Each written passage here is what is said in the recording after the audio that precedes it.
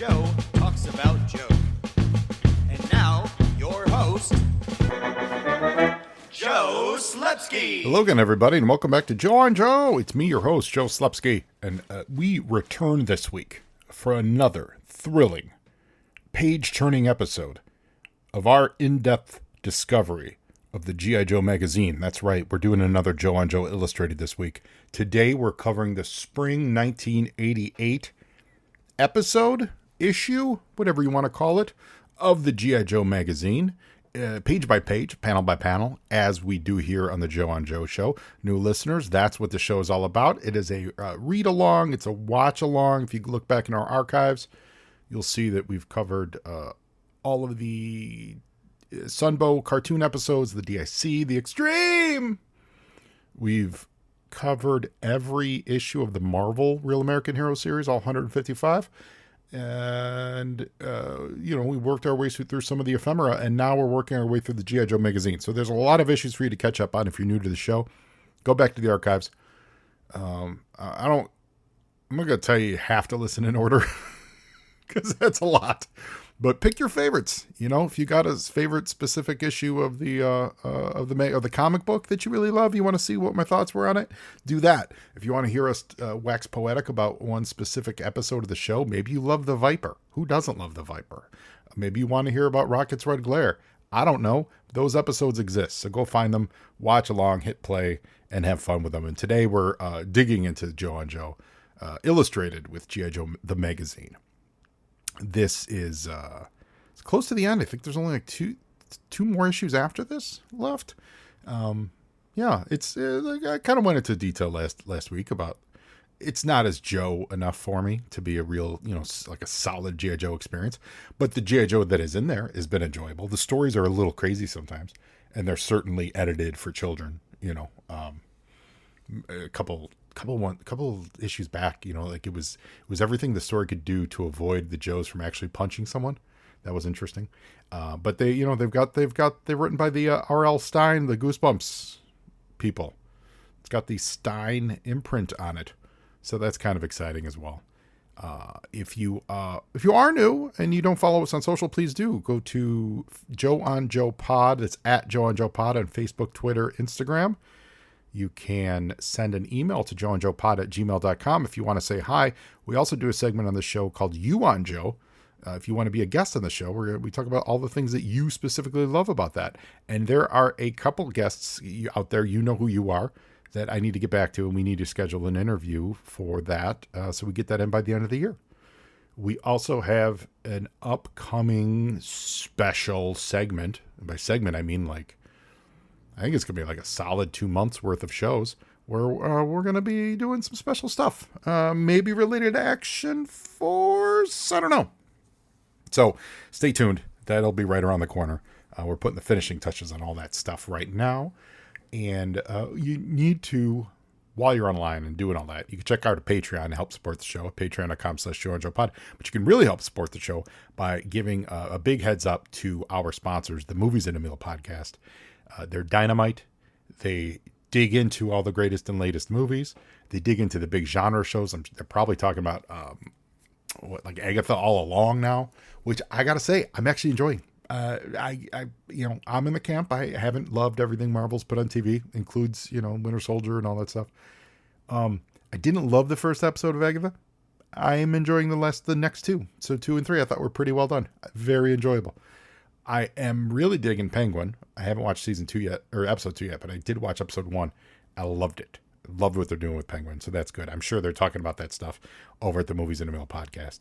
So check that out and say hi from the Joe and Joe podcast.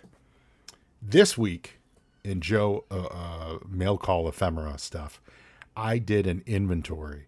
That's right, kids. Always have an inventory on hand. Make sure you keep track of what you buy, because when you don't, you end up buying doubles. You end up, missing stuff because you think you ordered it, think you didn't order it. Stay on top of it. I am on top of my comic collection. What I am not on top of as much is my toy collection. So I did that this weekend. Dug through all the stuff, the various, between the Funkos and the Classifieds and the Super 7s and all that stuff. And I made a little list of all the things I was missing. And then I hit eBay and knocked up most of them out. So Those started showing up literally today. I got like 4 packages with some randos that I realized I had missed. Don't make the same mistake I did. Don't think that you're ordering a 6-inch retro roadblock when you really ordered a 3 3/4 retro roadblock. Listen, I'm dangerous with the eBay trigger. I will see something, I will think it's right, and I will click buy. But what I don't do is I don't back out. I don't return it. I go, okay, well, I bought that. That's on me. That's not the seller's fault. So I got a bunch of those this week. So I got me a 3 3/4 roadblock retro. My Cobra Commander large 6-inch retro showed up from Hasbro this week. Got the Zartan Chase Funko. That's fun. And yeah, I think yeah. And all this is, of course, I'm trying to make some room for that Dragonfly that is shipping. It's the Dragonfly that's shipping, right? What's shipping? What did we order? Yeah, it's the Dragonfly that's shipping. Or Hiss? Is it the Hiss? The Hiss. Whichever one's shipping. I can't keep track of all this stuff. But something's coming from Pulse. You guys know what I'm talking about. This is the kind of attention to detail that I give my life. So, that was it. That was my G.I. Joe. That was my week in G.I. Joe-dom. So I hope everyone had as awesome a week as that. I hope you ordered the right things. And I hope you remember what's coming from Pulse. So yeah, there you go. It's the Dragonfly, isn't it? I don't know. And don't correct me. It's okay. I'll figure it out. By the time this airs in a couple days, I'll have it all figured out. And happy October. We're in October now, so it's Halloween time. So I want everyone to show I know some of you are going out as G.I. Joes this year, so everyone show your G.I. Joe stuff online. Get that up on Instagram and Twitter, and we'll retweet it and stuff. Let's see your G.I. Joe outfits. I want to see them. They look awesome. So this week, it's the spring 1988 episode of G.I. Joe the Magazine. Can the Joes save Kansas? I'm assuming it's the state, not the band.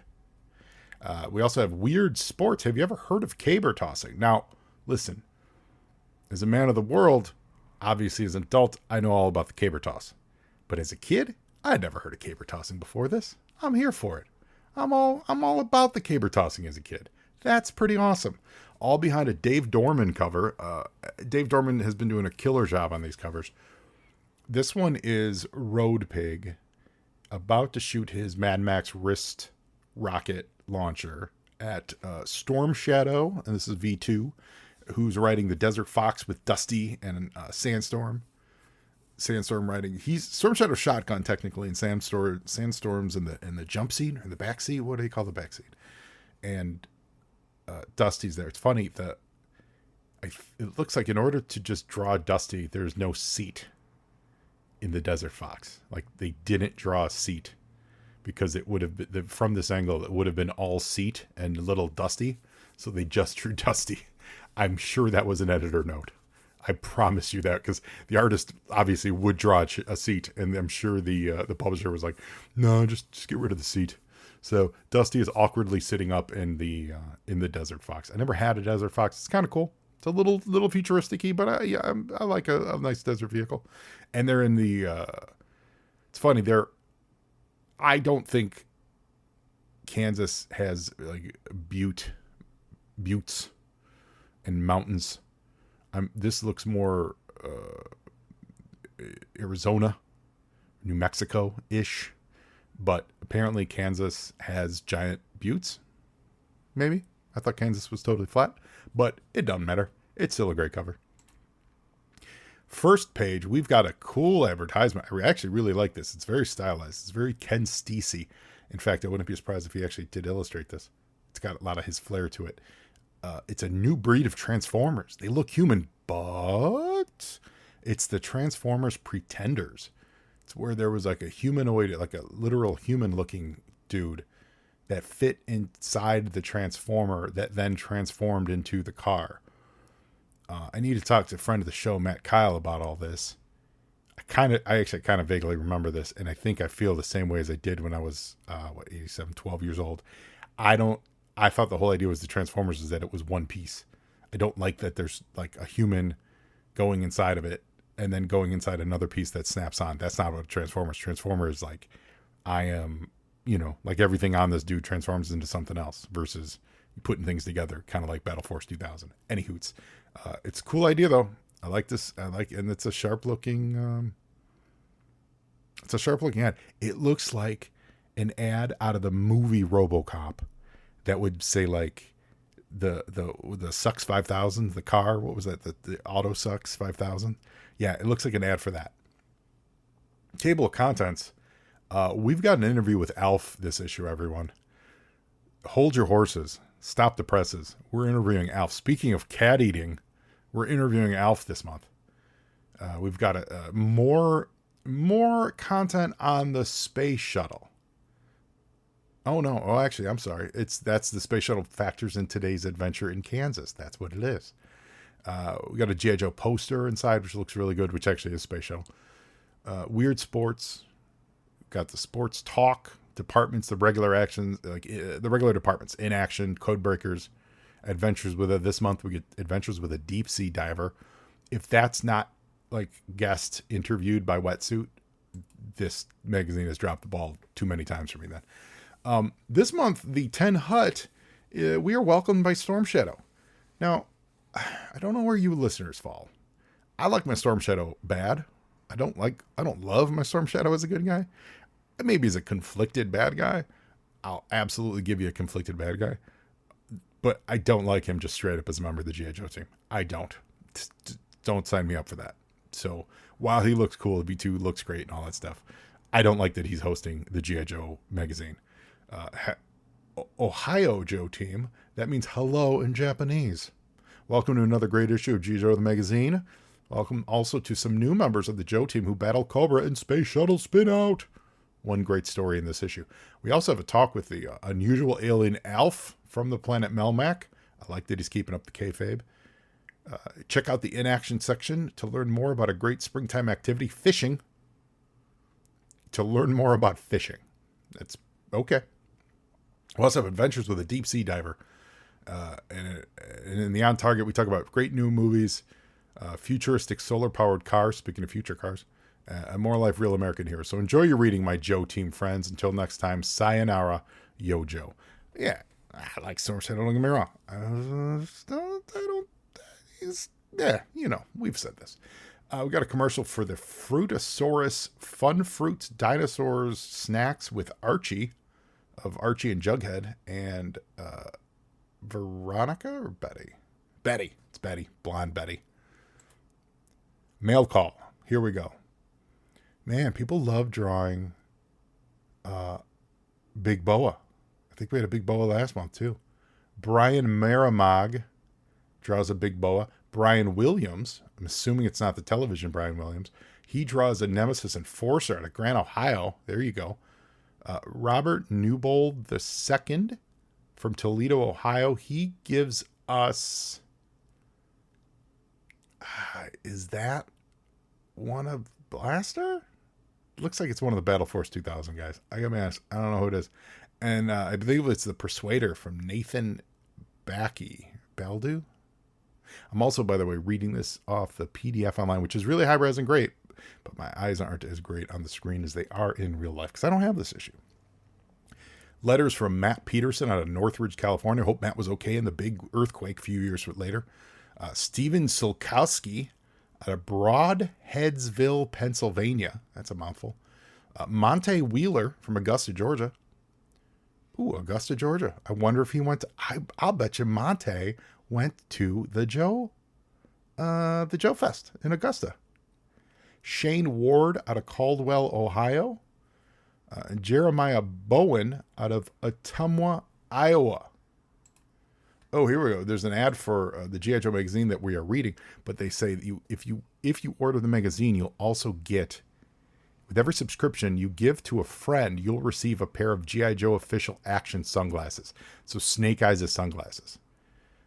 Well, it says just like Air Force fighter pilots wear, so I guess it's not very Snake Eyes. I was thinking like V1 Snake Eyes. So he's on the cover, but it's just some G.I. Joe branded sunglasses. Did anyone have them?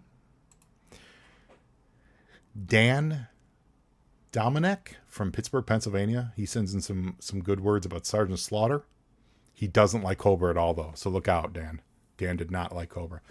Weldon Gardner drew a Cobra commander in his battle armor from Virginia Beach, Virginia. Lieutenant Falcon gets illustrated by Chad Schreck out of Houston, Texas, Planet Houston. There's a great blowtorch from Stacy Wilson in Mooresville, Alabama.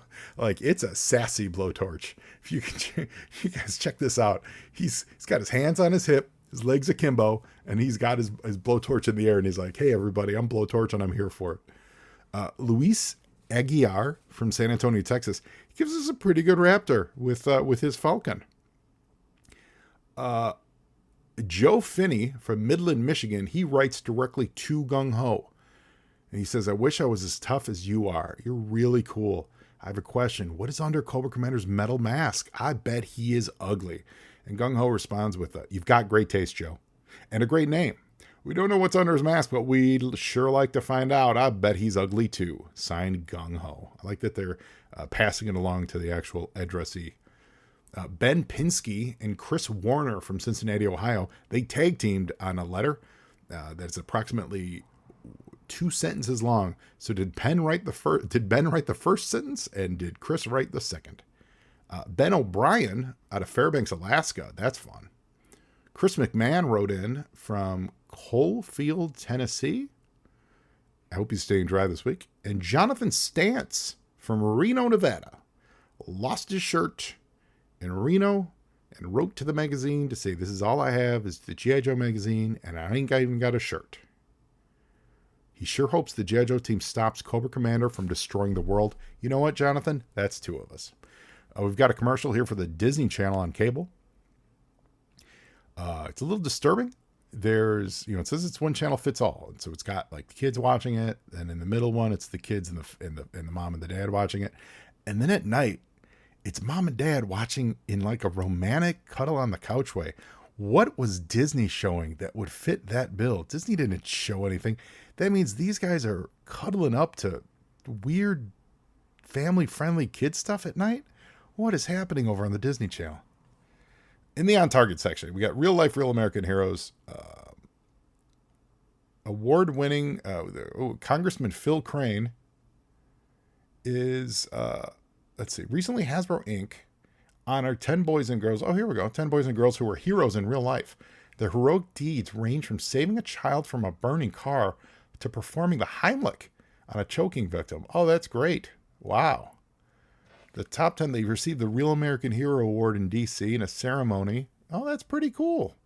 Oh, Phil Crane. Phil Crane was the Illinois congressman. I've never heard of Phil Crane. And later on, they met President Reagan. Sorry about that.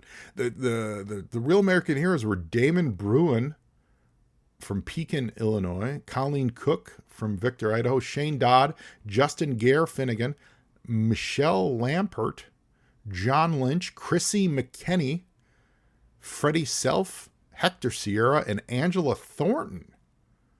That's amazing. You know what? And also, while I'm at this, I forgot to lead up the show. Speaking of reading names and stuff, we have a winner in our Get Down to AFF contest. Brief break from the G.I. Joe magazine, guys. You all were very instrumental in helping out. Thank you for spreading the word. Thank you for retweeting it. Thank you for buying stuff to help our friend Dan get his judging butt to the Austin Film Festival. We raised a ton of money for him and sold off a ton of his books, and now he's chasing his dream. And you guys who participated and bought got great books. And Bobby Palecchia, you were the winner. He followed the instructions. He shared it on social, used the right hashtag, and we found you, Bobby. So, yeah, I think Bobby's friend of the show, former guest. So I think I've got your contact info, Bobby. If you do hear this, shoot me a note. But I will, I believe I have your old email, so I will shoot you a note there as well. And you're the big winner. And what do you win? You win yourself a 3D Joes Digipack, the collection of the DVDs, the interviews, the G.I. Joe interviews. I have an extra copy, and so we're giving it away.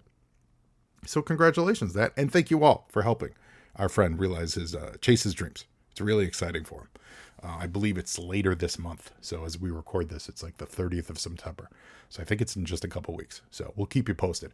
If he lands a big job, we need to see the Joe and Joe thanked on the Oscar stage. So we got some great books. Back to the magazine. Some great books for spring. There's a book called Chicken Trek. This better be about some chickens who like do Star Trek related stuff. No, it's really not. That's not as exciting. Now, got an article on the Twins winning the. Can they win the World Series again? We've got an On Target for Crocodile Dundee Part 2 is back in the theaters, or is in the theaters. So I love the first one. I remember not even at the time not being that plussed with the second one. But the first one, amazing. We've got a solar car here. Drive till the sun goes down. So everyone knows that cars run on gasoline. This is the On Target section. However, scientists also know that someday we may run out of gas and oil. This was very prophetic, everybody. Should have been listening. So they're always working on new and different ways to power engines. This is the General Motors Sun Racer, which is powered by the sun. Sun's rays are gathered in cells, which send the energy to an electric motor. And I think this had like, here we go. 25 cars raced more than 1,900 miles in 6 days. So that's like 300 something miles a day. It's not a ton, but I guess they literally could only drive when the sun was out. So good for them. It is a start. And then go watch the documentary. What was it? Who Killed the Electric Car? You gotta watch that documentary. You find out what happened for the next 20 years. But we're there now. So let's move on. Some good movies in the spring coming up. 8 Men Out, about the White Sox baseball scandal. Of course, the White Sox threw a game. Bunch of criminals.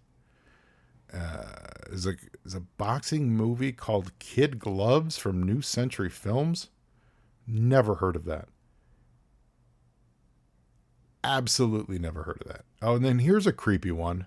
Oh, this is even creepier. It's the Disney Sunday night movie.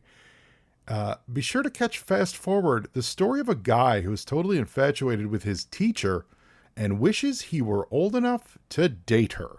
See what happens when wishes come true on the Disney Sunday night movie. That's what the couple were watching on the couch while they're watching their Disney Channel. Congratulations. Ad for National Geographic. Got a couple page spread on the sport of fishing. Get hooked on it. I like fishing. Fishing's fun. Fished a lot with my dad. All over the Great Lakes. We've got a 2-page interview with Alf. He's the only one that's eaten cats. Let's be very square on that. Let's be very clear on that. Alf is the only alien that eats cats. And that's the official stance of the Joe and Joe Show. It's funny that it's like a Q&A with him. So the magazine's like, is it safe to sit down? He's like, sure, let me turn off my electromagnometer. I'm trying to pick up HBO. Alf sounds a little bit like Rodney Dangerfield because I can't do an Alf voice. Oh, it's funny. It's just a bunch of one-liners. How do you compare yourself to other aliens we've met like Mr. Spock and Mork? Well, there's just no comparison to the real thing. Do you object to be calling alien? No problem. How do you think I describe you guys to my friends? Burp, burp, burp, burp, burp. And they've got some Alf facts in here. His real name, Gordon Shumway. I have a soft spot for Alf. Never watched the show. I did not like Alf when it was a show. I gotta be honest. Was not a fan. I've certainly seen many episodes. I never liked Alf. I love him as a pop culture oddity, and I absolutely celebrate it. But man, did I not watch that show. I couldn't wrap my head around it. Oh, it's a 3-pager. Look at this. Alf met the castaways from Gilligan's Island. Oh man, he also played the saxophone. Is there anything Alf couldn't do? I don't think there was. Weird sports here. We've got dog sled racing. That's not that weird, but it's neat. Dog sled racing is pretty neat. Caber tossing that caber. So this is where Scottish dudes hold a giant telephone pole and throw it as far as they can. It's the greatest. If you ever watched it, it's absolutely amazing. Elephant soccer. This is from India, and this is it's like polo, but with elephants and soccer balls. And then this was the era when curling was still considered like, oh, it's so weird. So there's an article on curling. Now we take it for granted, but it was articles like this that paved the way for us to accept curling in our hearts. Now we've got the space shuttle spin out. This is the story we're going to read in a second. And, some fun animations. This is a fun ad. It's, hey, Vern, it's the real deal. Know what I mean? It's the Ernest fan club, everybody. Hey Vern, it's the real deal. The Ernest P. Worrell International Fan Club. That's awesome. You get Ernest stickers, you get Ernest buttons, you get a Know What I Mean poster. There's a Hey Vern, Know What I Mean bumper sticker. Oh, this fan club has everything. Holy cow, $9. Although that does include postage and handling, but let's say $2 of that was postage and handling. So it's $7 to get all this stuff to promote Hey Vern, it's me, Ernest. That's amazing. Code breakers. Got yeah, see, this is what I'm talking about. Oh, wait. Oh no, these are Joe names. That's weird. It just says there's no list of characters to find in this puzzle, but here's a tip. Each of the 14 names are connected to another, either in the middle or on the ends. So you do need to find G.I. Joe names, but they're all connected. So they started you with a couple being Buckshot and Raptor. So from there, you had to build off and find, I guess, 12 more names. Know Your Joes and Foes, self-styled destructive force, barred from China shops, wild card. The Neat Kid Who Strikes Fast After Dark. That kid wrote Skidmark, and if that's true, shame on everyone for Skidmark. I mean, I know it's real, but shame on them for Skidmark. She Thinks Crocmaster Stinks, and why is Jinx the answer for that? I don't know. The answer to each clue rhymes with the capitalized words. That would be why. So the word stinks is capitalized, so that would be Jinx. Sometimes the right advice is to stay put. So right put. Right put. Lightfoot. There it is. A team player who goes the whole 9 yards without a fall. Yard fall. Hardball. There it is. Kudos to the warrior of samurai as Budo. Good flamethrowers are hard to foil, Charbroil. A successful mercenary his whole life, the best by far. So whole far. Voltar. There you go. Yeah, that's pretty Joe-centric, obviously. Ad for the Thundercats magazine. Got a little article with Deep Sea Diver. There it is. Oh, it's the Joe and Joe magazine. It's not Wetsuit. And they should have sent Wetsuit. Or Torpedo. Bring Torpedo out of retirement. And then we've got on the back, we've got Chips Ahoy ad. And then there's the inside is that great fold-out poster. And it's the space shuttle fight in space where the two Joes are in astronaut suits. I'm not sure exactly who they are, to be honest. Fighting two Cobras in their Cobra suits. The Defiance in the background. They're throwing punches. A lasers blast going on. This Earl Norm poster. It's really great. Lots of blues in it. So you could put that on your wall. And that's it. That's it for the exciting contents of it. And now we're going to get to the story. The space shuttle spin out. So I hope everyone's ready for that. All right. Here we go. Feathers fly as the Joes chase Cobra across Kansas. What do you mean we're too late? Said Hardball in disbelief. Well, I mean, Cobra's gone, Windmill said. And they took the MSS with them. The Joe team took the news hard, as if they were swallowing one of Hardball's grenades. That's awkward. Wait a minute, Charbroil said. We're standing in a top-secret space research lab. It's 2 miles underground in the middle of Kansas, and it has the latest security. How did Cobra do it? Don't know. They didn't stop to give interviews, Windmill said. It was a clean hit-and-run operation. I landed my chopper on the field just 5 minutes after we got the call, but Cobra had already gotten what they came for. Now they have the MSS, the only one in existence. MSS? Hey, that's just alphabet soup to me, said Muskrat. How about an explanation? Said the exposition question. The MSS is a super secret, one-of-a-kind mini space shuttle, Skidmark said. Skidmark. Ever since grade school, Skidmark had been a guy who always did his homework.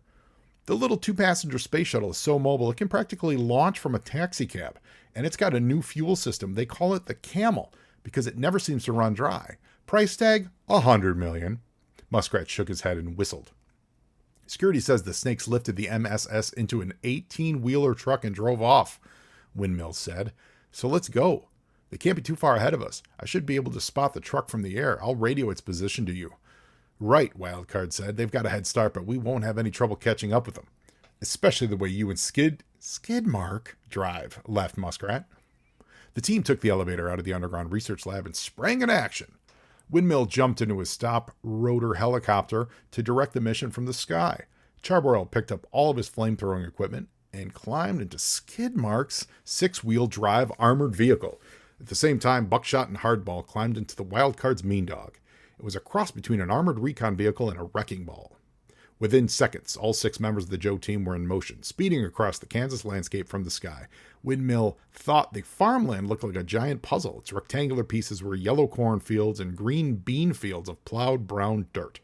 He could also see Skidmark and Wildcard's vehicles bouncing and roaring across the fields. There were several tractor-trailers on the road, but it didn't take Windmill long to spot Cobra's 18-wheel rig. It was the only truck within miles that had 10 armored escorts leading the way. A voice called through Windmill's radio. "How about a traffic report?" Skidmark asked. Windmill used his telemetry computer to tell the ground team exactly where to intercept the Cobra convoy. It turned out to be right in front of a chicken farm.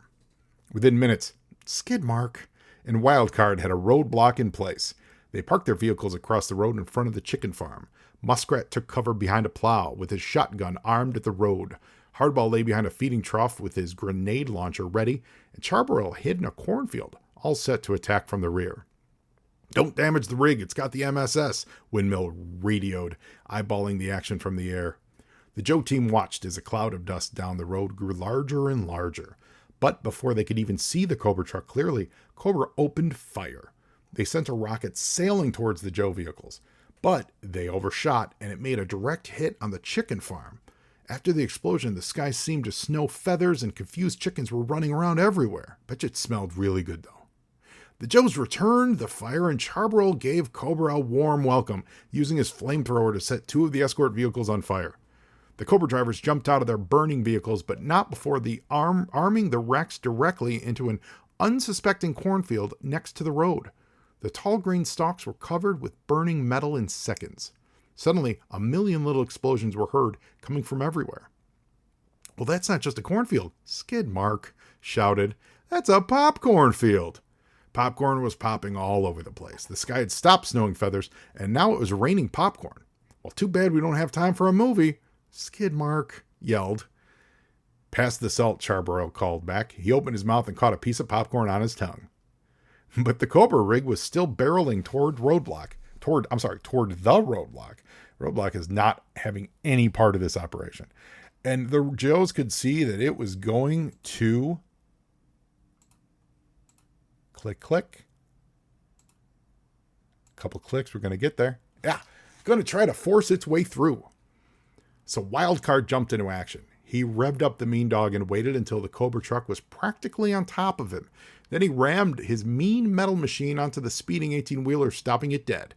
While Muskrat and Hardball held the defeated Cobra escorts at gunpoint, Skidmark and Charborough opened up the back of the truck, and we got a big surprise. "Windmill, the truck's empty," Skidmark yelled into his radio. "It's a trick. It's a decoy truck." Windmill carefully scanned the roads from his helicopter. "The only other trucks I see are farm trucks," he said. "They look like they're hauling pigs or produce." "Well, one of them is hauling a new breed of animal, an MSS," Wildcard called. "And if they get to the highway before we stop them, we'll never find them."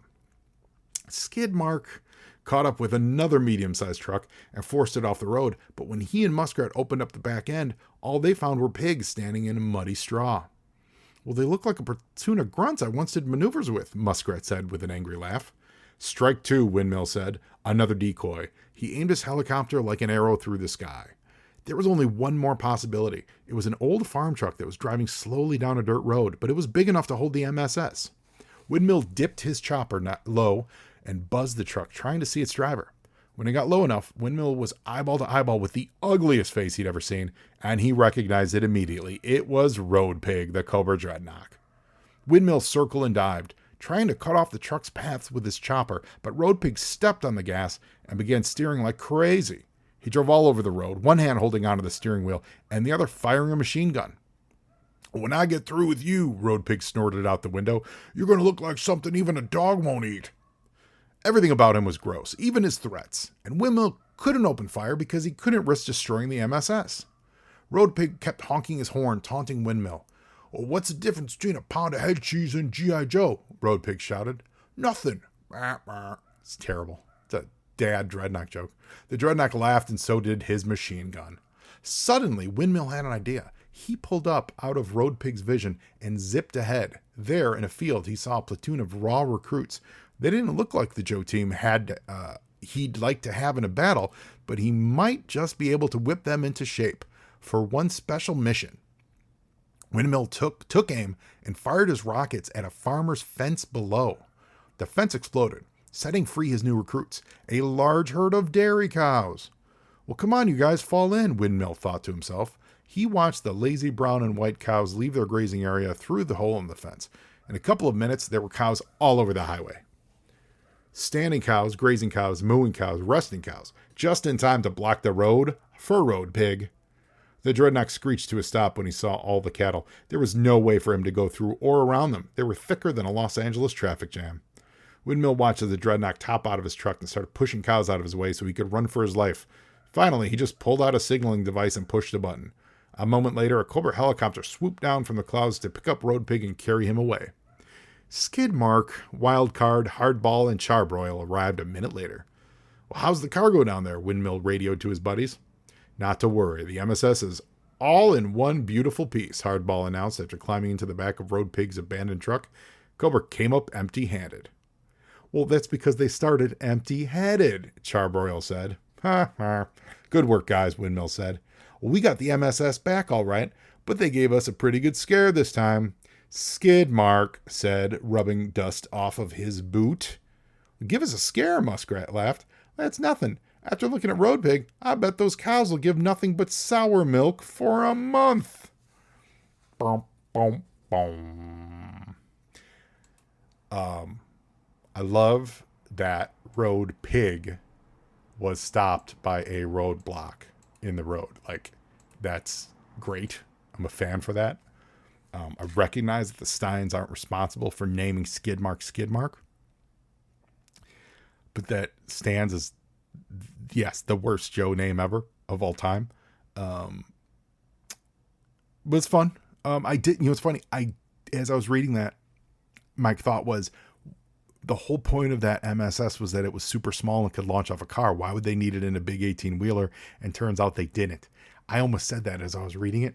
I didn't want to spoil anything in case I was wrong, or in case I was right, rather, or in case I was wrong. I didn't want to sound like a fool. So instead, I'll Monday morning story it and say I knew something was up because it was small. I will say though, I don't know why they didn't just fly it away. That's the whole point of it, right? The space shuttle, why? Instead of driving it away, just jump in the back and fly. You could have stolen it. But either way, successful mission. And this is, of course, now we're into 88. So it's the 88 roster of Joes with all these guys. These dudes were not my dudes. I know of them. Obviously, I know who they are. I know what they look like. But yeah, it's funny. This is where I don't have that connection to them, you know? Actually, one other thing I got this week off of a mail call was some vintage coloring book stuff, and it's with Muskrat doing a lot of the action there, and it's cool. You know, I like this stuff, but I'm like, no, it's not. It doesn't tickle that connection in my brain. It's so neat. I wonder if you guys feel that way. Like if this, when you hit the point where it wasn't your, you know, it was out of like your youth wheelhouse. If you still, even though it's still Joe, do you still have that connection? It's fascinating to me. But it's still fun. So there you go. Spring 1988 magazine. Hope everyone enjoyed it. I know I enjoyed reading it for you. Got just a couple issues left. And then some surprises. Oh, one more thing too came out this week. In case you didn't know this, all you gamers out there over on Steam, PC gamers, you can get the G.I. Joe, is it Wrath of Cobra? I believe is the name of it. Let me double check my thing. Wrath of Cobra. It's the side scroller beat 'em up that sweeping the nation. It's fun. It's neat. It's, you know, very basic, but the team that did it absolutely know their G.I. Joe onions. There's a lot of Easter eggs, and small little touches in the backgrounds and everything. As the game goes, it's a repetitive side scroller beat 'em up. So you just run, punch, kick, jump. That's the nature of the game. But you can play as Duke and Snake Eyes, and then if you get enough points, you can unlock a couple of people. I think Scarlet's one, or is it CoverGirl? I forget. I didn't play it all that much, but I'm sure they'll. It's also relatively cheap right now. I believe it's right around $20. So get it. It's cool. It's got a variation of the song. It's not the classic theme song, but it's still definitely G.I. Joe. And you fight in and amongst all kinds of different Cobra bases and various, vehicles and stuff. So Easter eggs abound. I think I might not stream it per se to my Twitch channel, but I might record some of the videos and maybe host it on the Joe YouTube channel. So look for that. And now you Joe. And Joeing is half the battle.